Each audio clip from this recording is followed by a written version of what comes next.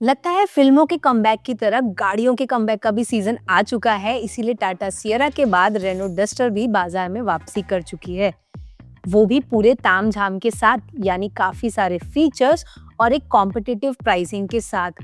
और अगर आप भी इस सेगमेंट की कार खरीदने के बारे में सोच रहे हैं या रेनो डस्टर खरीदने के बारे में सोच रहे हैं, तो ये वीडियो आपके लिए ही है।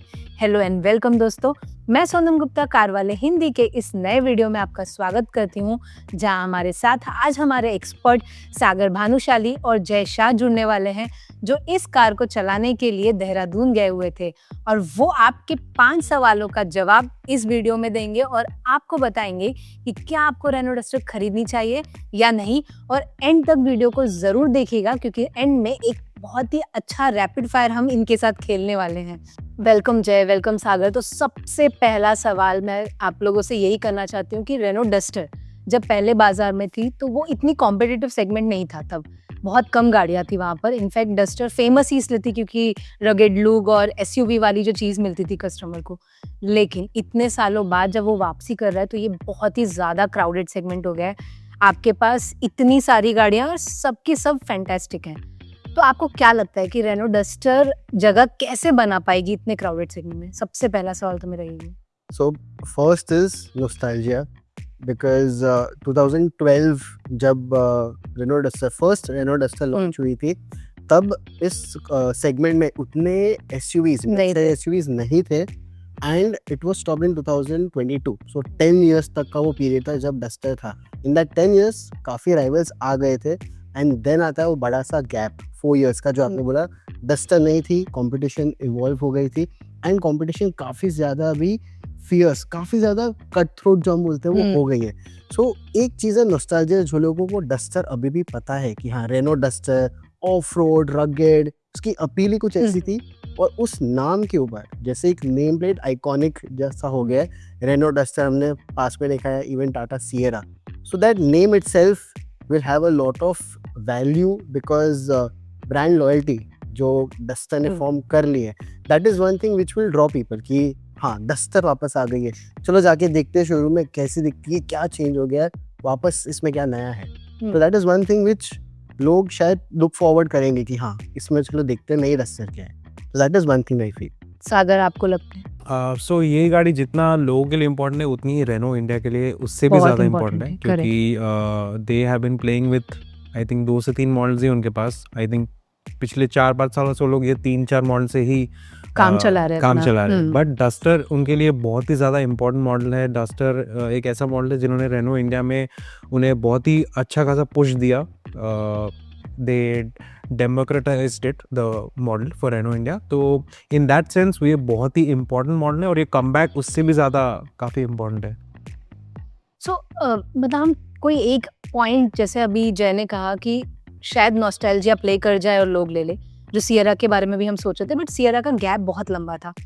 बट उसके अलावा अगर मैं अपने दूसरे सवाल की ओर इसी सवाल से जाना चाहूँगी कि बहुत सारे फीचर्स आपको मिल रहे हैं, ठीक है, आप कोरियन राइवल्स इसमें जितने भी लेंगे, आप सारे सेल्टोस, क्रेटा, इतने सारे फीचर्स दे रहे हैं. इनफैक्ट टाटा सियरा की बात करो तो फीचर लोडेड कार्स आ रही हैं. तो डस्टर जस्टिफाई कर रहा है वो सारे फीचर्स? आपको लगता है कि वो कंपटीशन को टफ दे पाएगा with the features they are offering now?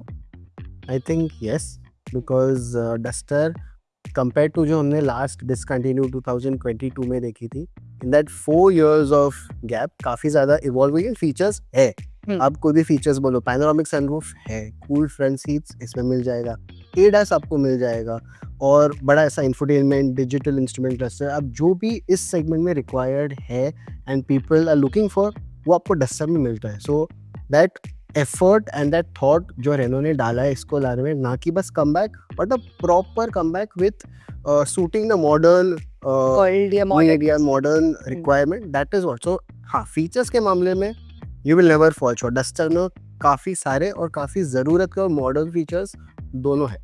क्योंकि जब एलिवेट भी आई थी बाजार में तो लग रहा था कि थोड़ा सा और फीचर शायद देती होंडा तो ये और बेहतर कर पाती. तो रेनो के साथ आई थिंक आप जैसे कह रहे हो जय कि वो चीज़ नहीं आपको फेस करनी पड़ेगी. मैं अगर सागर आपसे पूछूं कि डस्टर कितनी प्रैक्टिकल लग रही है आपको नए ज़माने के हिसाब से फीचर वाइज, क्या आपको लग रहा है कि सारे प्रैक्टिकल फीचर्स इसमें आपको दे दिए गए हैं और ये 3 लोगों के लिए कितनी कंफर्टेबल है अगर सेकंड रो की मैं बात करूँ तो? फीचर्स की बात करें तो सिर्फ ऐसा नहीं कि रेनो ने सिर्फ नाम के लिए फीचर्स दिए, एग्जीक्यूशन भी बहुत अच्छा है।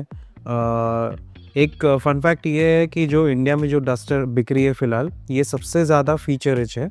आपको डस्टर क्योंकि ग्लोबली बहुत सारे मार्केट्स में बिकती है, तो उसका जो डिज़ाइन है वो थोड़ा सा ब्लैंड है कंपेयर टू जो डस्टर हमें अभी मिल रही हैं, और इसमें ढेर सारे फीचर्स हैं जो आपको बाहर किसी भी डस्टर में देखने नहीं मिलेंगे। इलेक्ट्रिक टेलगेट हो गया, पैनोरामिक सनरूफ हो गया, ये 2 फीचर्स ऐसे हैं जो आपको ग्लोबल स्पेक डस्टर में नहीं देखने मिलेंगे। क्योंकि इंडियन मार्केट में आई थिंक आप बिना सनरूफ के उतर ही नहीं सकते इस सेगमेंट में। हाँ, वो एक ऐसा फीचर है जो बायर्स आपको एक्सपेक्ट चाहिए। करते हैं। हम्म, और जो एक्सिक्यूशन भी है फीचर्स का, ये जो नए फीचर्स है, जो कूल्ड सीट्स है, वो बहुत अच्छे से काम करते हैं। They are not very noisy, ज़्यादा आवाज़ भी नहीं करते, अच्छे से इफेक्टिव है। जो ट्विन डिजिटल डिस्प्लेस भी है वो बहुत ही ज़्यादा शार्प है। जो ट्रांजिशंस है ग्राफिक्स के वो भी बहुत स्मूथ है। So it's not case of name सेक के लिए रेनो ने फीचर्स डाले हैं, ये काफ़ी अच्छी तरह से काम भी करते हैं। और अगर आप प्रैक्टिकलिटी की बात करो तो डस्टर का बूट फिलहाल सेगमेंट में it's one of the highest if not the highest. और इसका जो 518 liters of हाँ। capacity. इम्प्रेसिव, क्योंकि बाकी सेगमेंट में जो भी है 400-450 के अराउंड ही उनके In fact, Sierra अगर आप बोलेंगे Sierra 622 है, but that is what they are counting from floor to roof. Correct Roof is not something which you ideally count practicality देखते हो. हम्म, So that way it's the biggest in the Correct, segment, 518. तो practicality भी काफ़ी अच्छी है। हाँ, एक चीज़ where it falls short is इसका जो शोल्डर रूम है वो सियारा जितना नहीं है। इनफैक्ट सेकंड रो स्पेस अभी भी सियारा में ज़्यादा है। उसका जो फीलिंग ऑफ स्पेस है, क्योंकि उसमें लाइटर अपहोल्स्ट्री आपको मिलती है, ग्रे थीम है कैबिन का, ब्लैक एंड ग्रे। हालांकि डस्टर में आपको ऑल ब्लैक और या तो डार्क ग्रीन जो थीम है वो गाड़ी Top का। spec में. हाँ, तो उसकी वजह से थोड़ा सा आपको क्लॉस्ट्रोफोबिक फील होगा कंपेयर टू सियारा।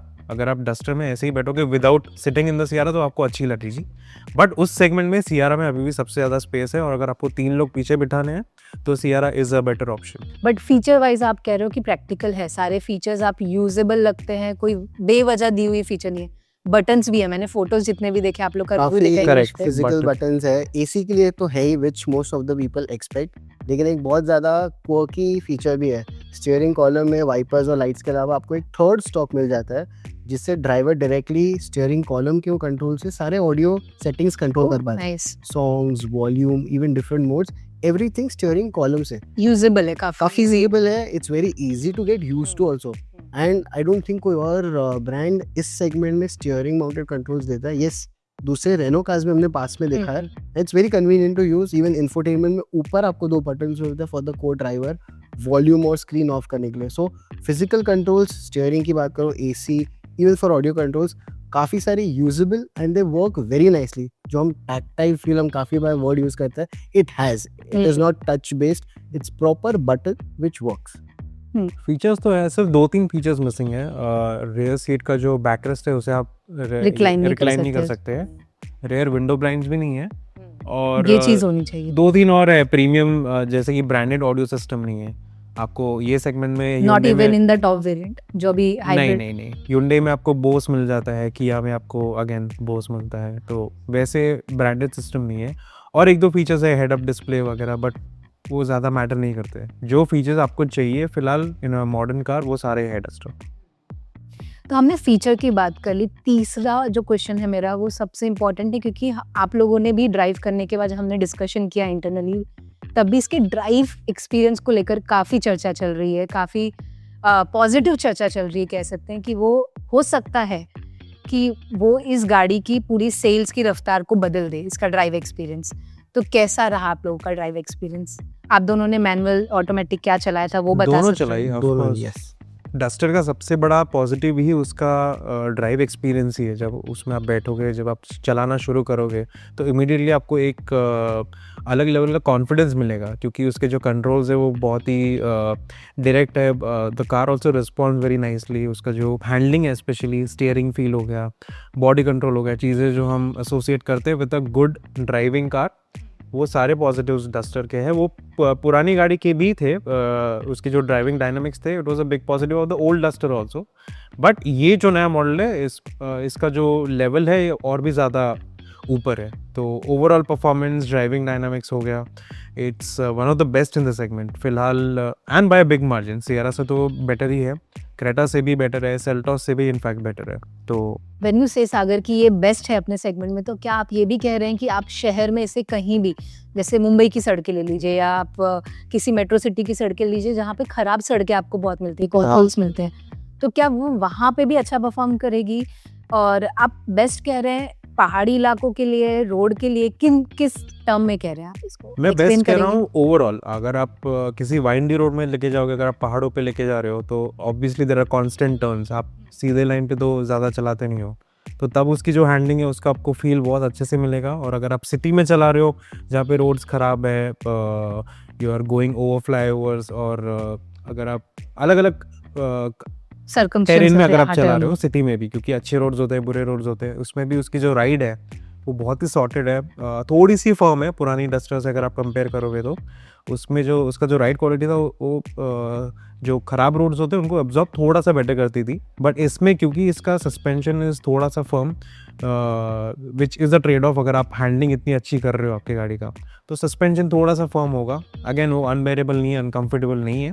सिटी में भी उसका जो राइड क्वालिटी है बहुत ही बढ़िया है, it's amongst the best in the segment. Sierra जितनी अच्छी नहीं है। अगर आप प्योर राइड क्वालिटी की बात करो, बम्प एब्जॉर्प्शन हो गया, खड्डों पे कैसे जा रही है, NVH हो गया, अगर आप खड्डों पे लेके जा रहे हो तो कितना आपको सुनाई दे रहा है, वो सब में सियारा अभी भी थोड़ा सा बेटर है। This is a very close second, but overall dynamic wise duster is the best in the segment. पता नहीं क्यों सागर ने सियरा के साथ ही हमेशा इसको कम्पीट किया है। व्हाई डोंट यू, मतलब सेल्टोस या क्रेटा के बारे में हम क्यों नहीं बात कर रहे? क्यों आपको लग रहा है कि सियरा और Duster they are the most recent cars जो सबसे अभी नई लॉन्च हुई है। सेल्टॉस भले ही उसका जो अभी फिलहाल जो अपडेट था, it was still an update, it was not an all new car, whereas Sierra और डस्टर दे आर नया जनरेशन है, पूरी कंप्लीटली न्यू है, एंड इट्स कम्प्लीटली अननोन। और जिन्होंने मतलब नई डस्टर अभी तक देखी नहीं है उनके लिए बहुत ही अलग एक्सपीरियंस होगा, specially if you are somebody जिन्होंने पुरानी डस्टर चलाई या फिर ओन करते हैं, वो अगर ये नई डस्टर को देखेंगे तो उनके लिए बहुत ही नया एक्सपीरियंस होने वाला है। इनफैक्ट जब हम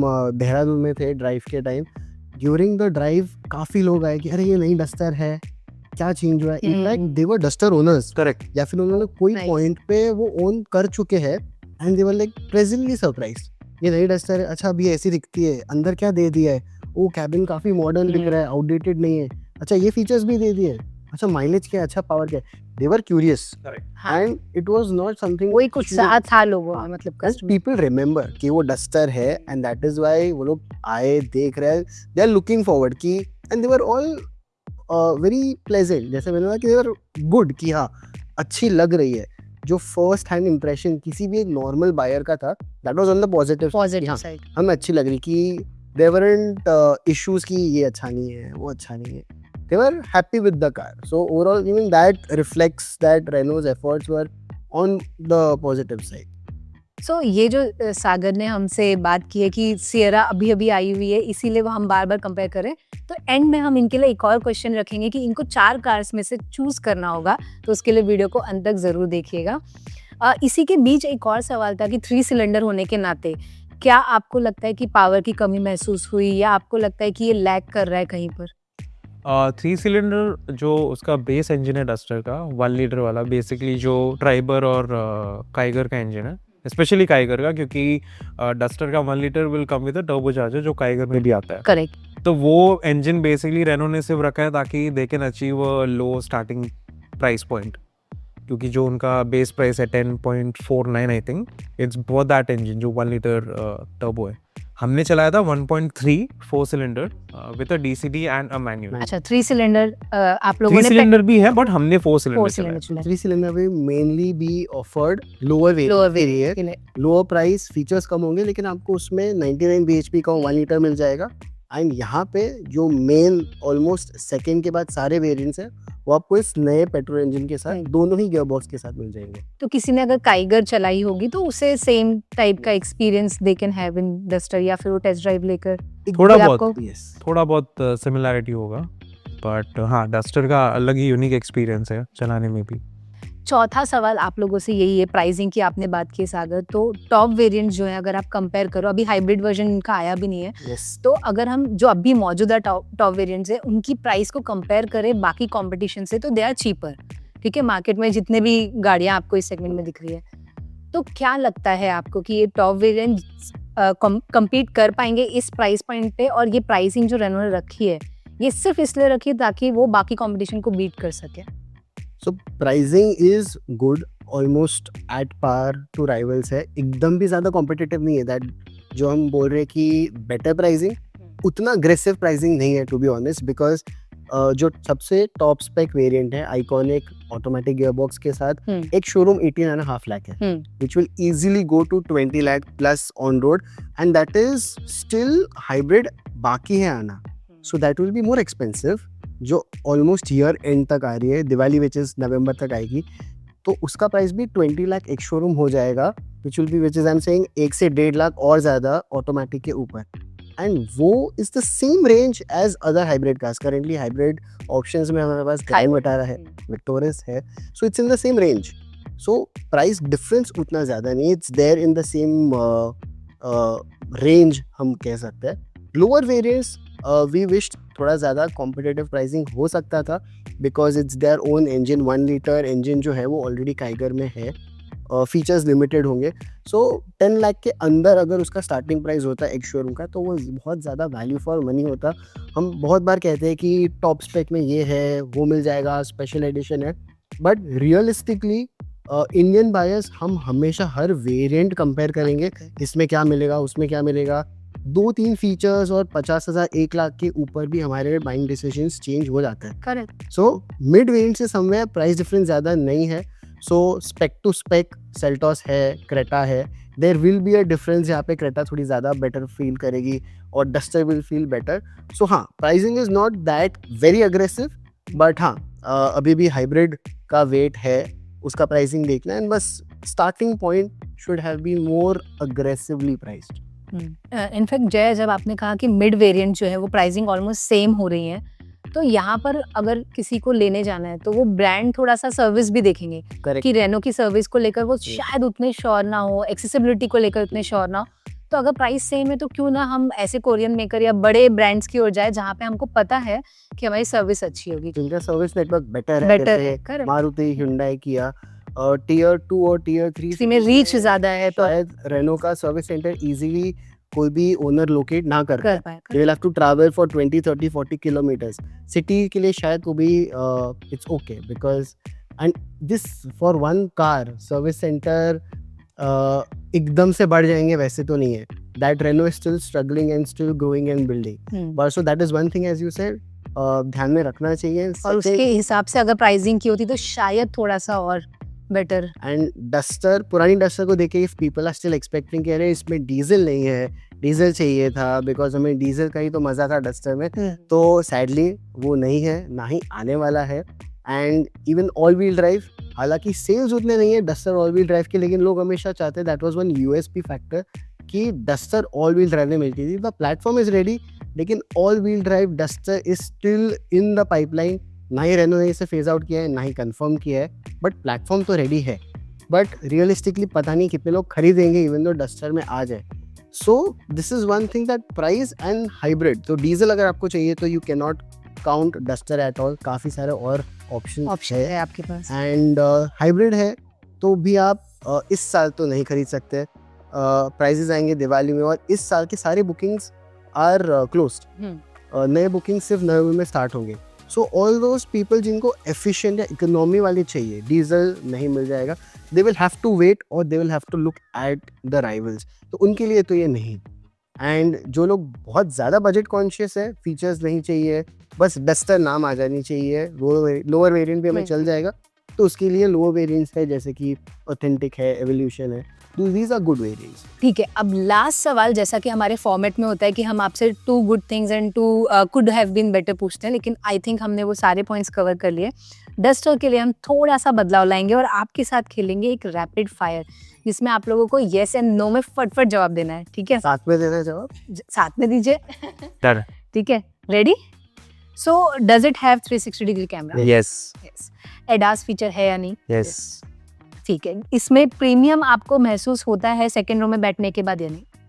नहीं। Kind of yes and no में देना था।